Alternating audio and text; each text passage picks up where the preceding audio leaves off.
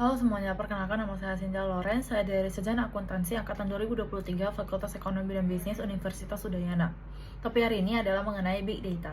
Di era sekarang, hampir setiap aktivitas kita meninggalkan jejak digital, mulai dari membuka aplikasi, memesan kopi lewat smartphone, sampai memantau langkah dengan smartwatch. Semua hal sederhana ini ternyata terus memumpuk menjadi data yang dalam jumlah yang sangat besar.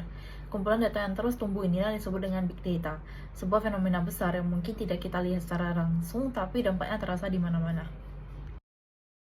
Big data bukan hanya cuma tentang data yang banyak, tapi ia juga adalah kombinasi antara volume data yang masif, kecepatan data yang mengalir tanpa henti, dan juga variasi data yang bentuknya bisa foto, video, tekstiknya, sensor, sampai dengan rekam medis digital.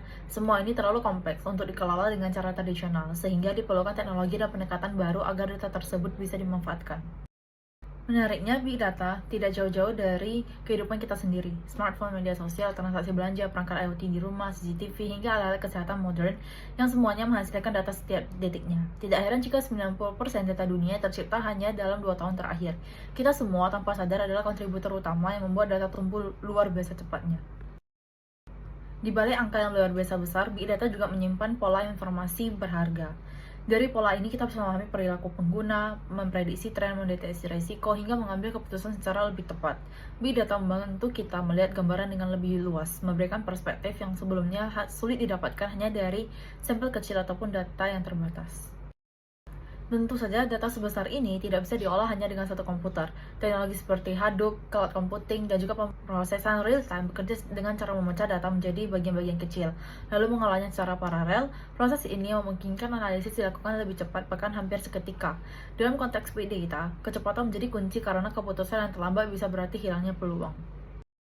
Big Data juga kini menjadi bagian dari aktivitas sehari-hari. Rekomendasi film yang terasa sesuai dengan selera, navigasi yang tahu rute tercepat, hingga promosi yang muncul tepat pada saat kita membutuhkannya.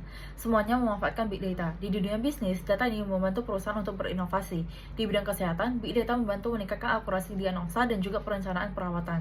Secara keseluruhan, Big Data mendukung terciptanya keputusan yang lebih cerdas dan juga layanan yang lebih personal. Di tengah derasnya arus data, kita perlu ingat bahwa teknologi hanyalah alat.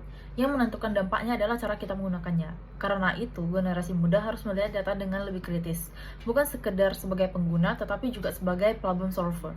Dengan rasa ingin tahu dengan keberanian untuk bertanya, kita bisa memastikan Big Data membawa manfaat bukan hanya tren. Jadi, jangan hanya ikut arus, gunakanlah data untuk menciptakan perubahan.